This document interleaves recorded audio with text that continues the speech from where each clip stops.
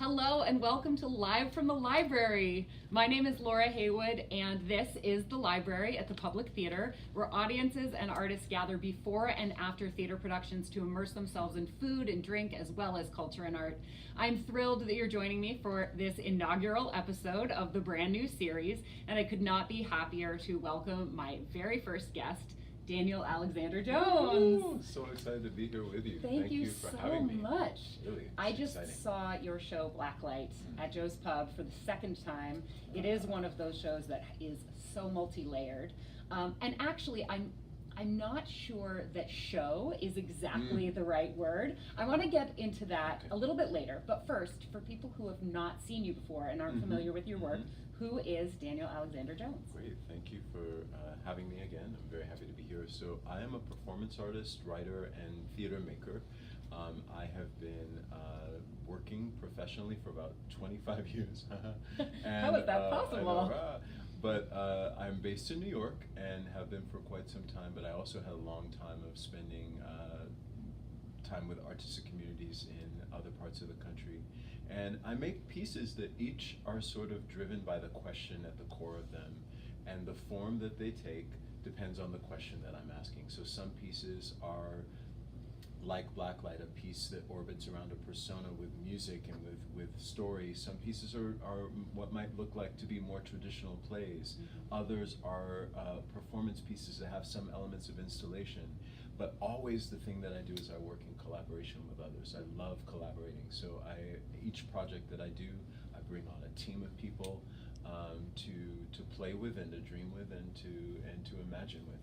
Beautifully said. I've heard you described as a professional integrator. Ooh, I like that. And I think that's good. a beautiful term and certainly comes out in the show.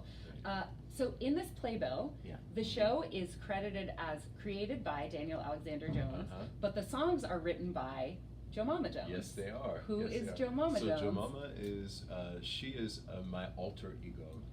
And I think of her as alter ER and also alter AR, because it feels almost like a spiritual dimension to who she is. I first encountered her as a persona in 1995, and I have, in the last almost 9 years, been walking with her at the prow of my artistic practice. And so she is the performer of Blacklight. We see her picture. Yeah, there she is. Yeah, she's much more dynamic than me. But she is also, she is an entity, if you will.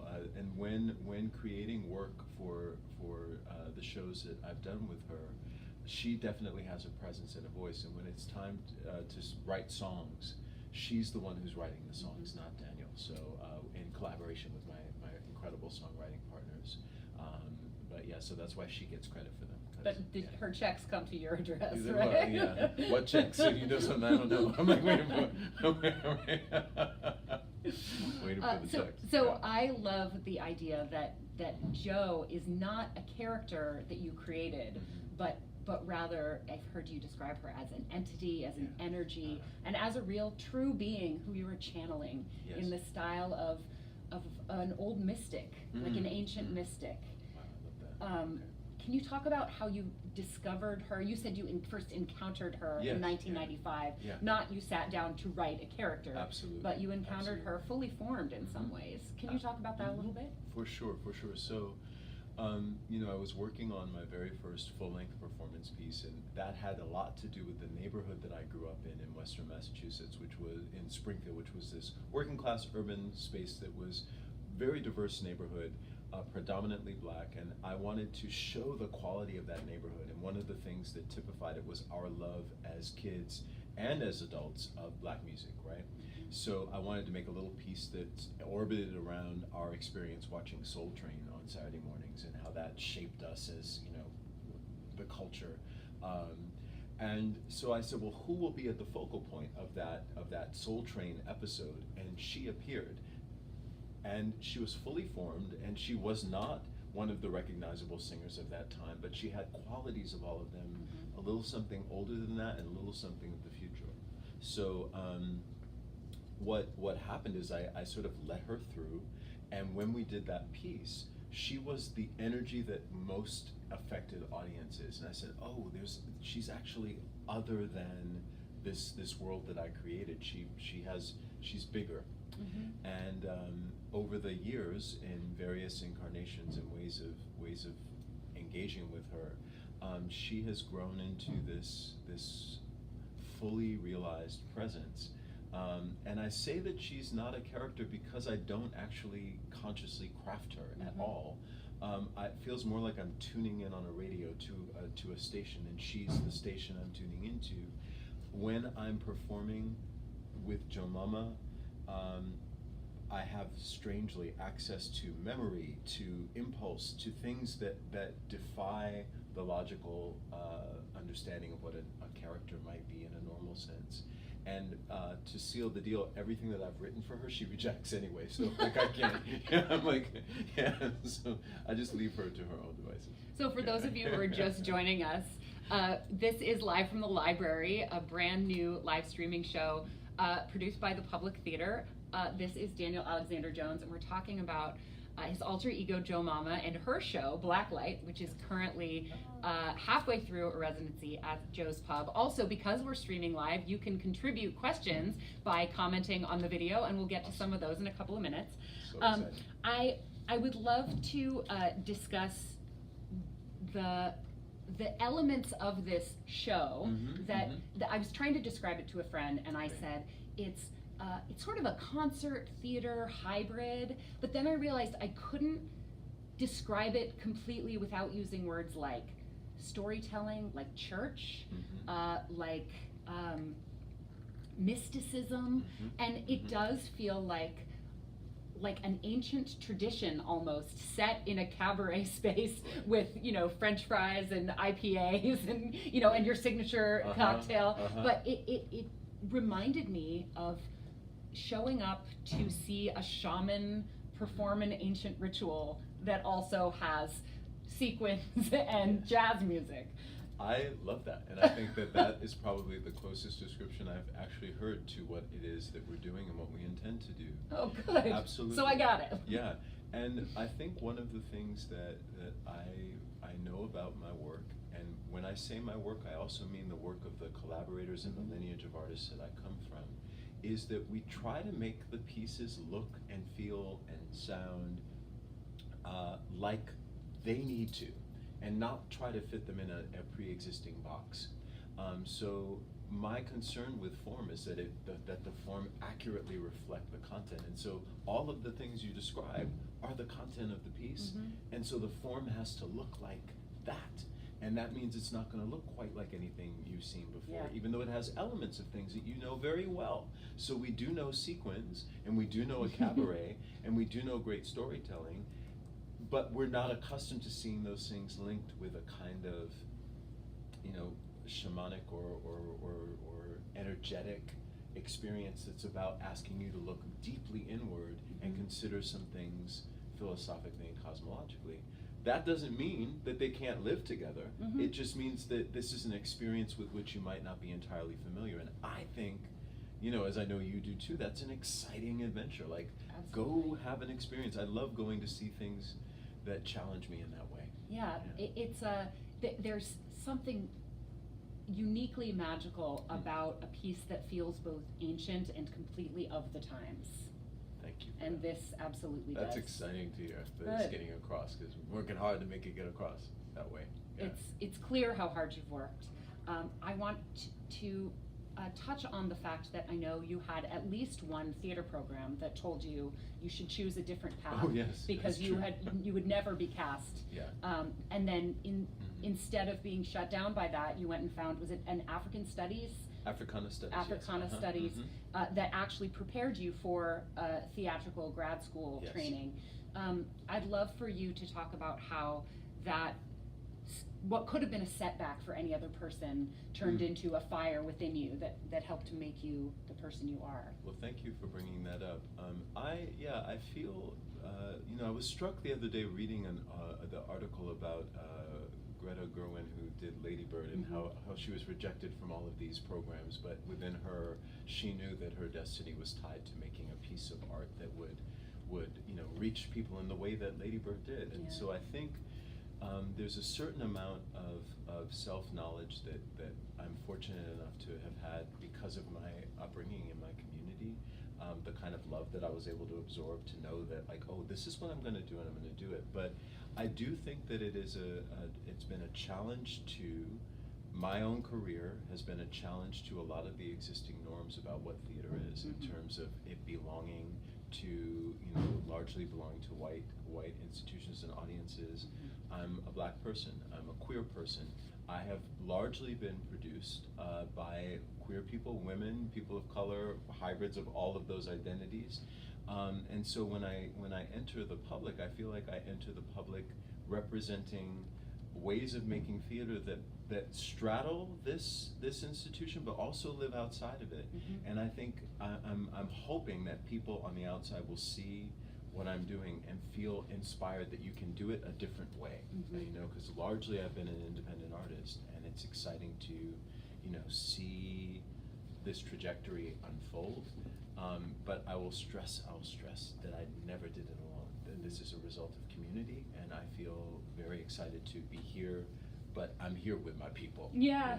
Yeah. Well, and you bring your people. I think that's part of it. Is you find your people. Yeah. You allow them to enter, whether it's a collaborator in the form of a you call them your vibrations. Yeah. Your backup beautiful singers. You have an incredible band. Aren't they amazing? Yes, they're so good. They're Y'all wonderful. have to come hear this music. Yeah, the show. I will say this again at the end, but Blacklight is playing through March 25th at Joe's Pub, and you have zero excuses. I don't care if you're watching this from New Zealand. Get on a plane. You have time. It's worth coming to New York just for this. It's a lot of fun. You started this project here at the public in the Under the Radar Festival, and now you're back. Yeah. So can you talk about that journey a little bit? Yeah, we were so fortunate. Shanta commissioned the piece through Joe's Pub, and we did a residency in Philadelphia at the Kimmel Center. We're able to come to Under the Radar, and that was an extraordinary time to be here in this international conversation about performance and theater and politics and culture. And we learned so much from our experience of showing and sharing the work in that kind of an environment. And afterward, what was amazing is that Shanta and other folks at the public advocated so deeply for this piece. And the kind of support that we've experienced from the public, from every level of staff, everybody, and their investment in making sure that this piece came to the season, and then that it was so supported as it has been an extraordinary thing. And I feel like the values that the community here has are reflected in the piece itself. I really believe that. Yeah, the public's mission statement, part of it is that it's a radically inclusive and artist-driven institution.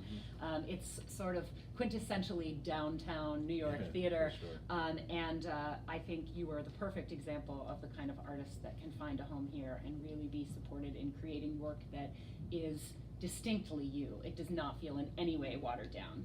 Well, thank you so much. You're welcome. Great to be here. This is another reminder that you can send questions through the comments on the Facebook Live. I'm Laura Heywood. This is Daniel Alexander Jones, and we're talking about Blacklight live from the library.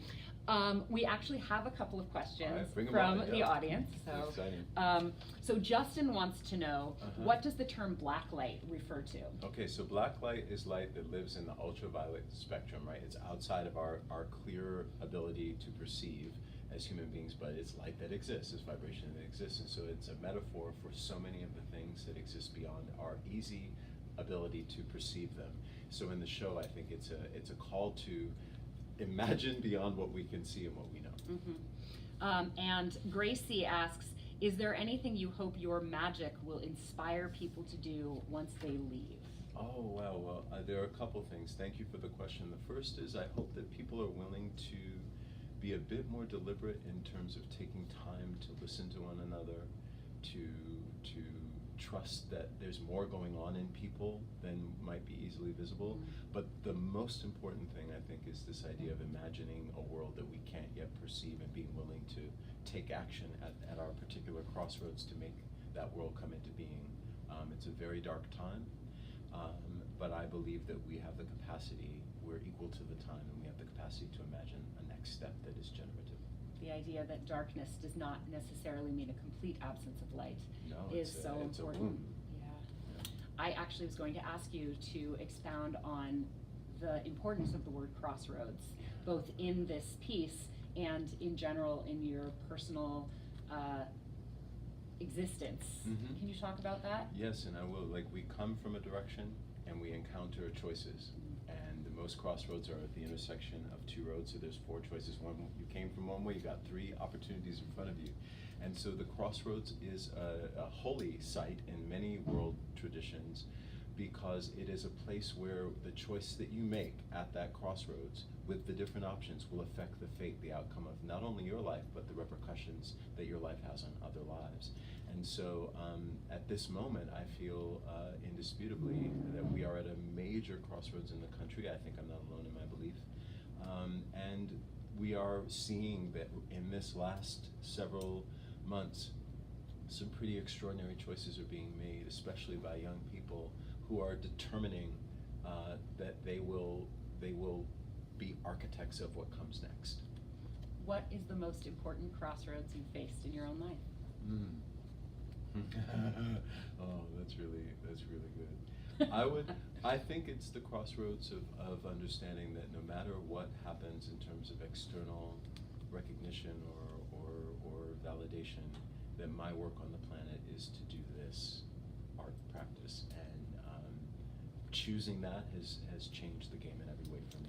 I'm so glad you did. Okay. And I speak on behalf of audiences that have been selling out Joe's Pub for Blacklight for weeks.